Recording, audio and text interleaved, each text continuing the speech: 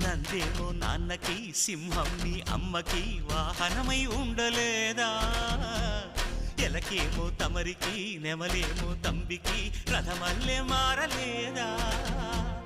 పలుజాతుల భిన్నత్వం కనిపిస్తున్నా, కలిసుంటూ ఏకత్వం బోధిస్తున్నా.